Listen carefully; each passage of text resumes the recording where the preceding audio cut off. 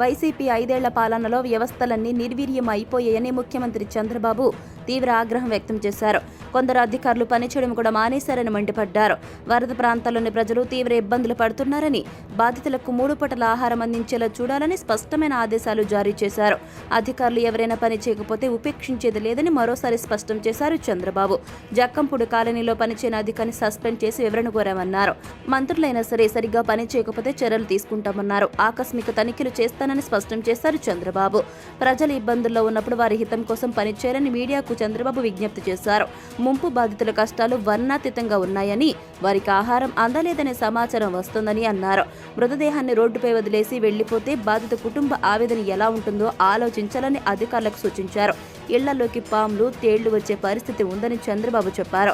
అధికారులు మానవతా దృక్పథంతో పనిచేయాలని చంద్రబాబు సూచించారు. ప్రజలను ఇబ్బందులు పెడితే తక్షణమే అధికారుల్ని ఇంటికి పంపిస్తామని, ఆహారం, ఇతర సౌకర్యాలు కల్పించే బాధ్యత కూడా తీసుకుంటామన్నారు. సహాయక చర్యల అమలుపై ప్రజలకు తనపైన నమ్మకం ఎంతో ఉందన్నారు. వారు తనను తప్పుపట్టడం లేదన్నారు చంద్రబాబు. క్షేత్రస్థాయిలో కొందరు అధికారుల తీరు చూసి వారు ఆవేదన చెందుతున్నారని, మేం కోరుకుని మిమ్మల్ని తెచ్చుకున్నామని, మీ హయాంలోనే ఇలా జరగడం ఏంటని అంటున్నారని వివరించారు చంద్రబాబు.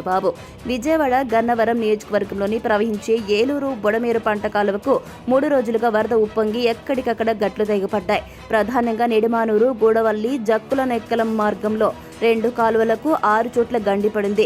జక్కుల నెక్కలం నుంచి కేసరపల్లి మధ్య 4 ప్రాంతాల్లో బొద్ధవరం పరిధిలో ఉన్నటువంటి ఒక చోట కాలువ గట్లు తెగి వరద పరిసరాల్లోని పొలాలు, ఆయా గ్రామాలపై పడింది.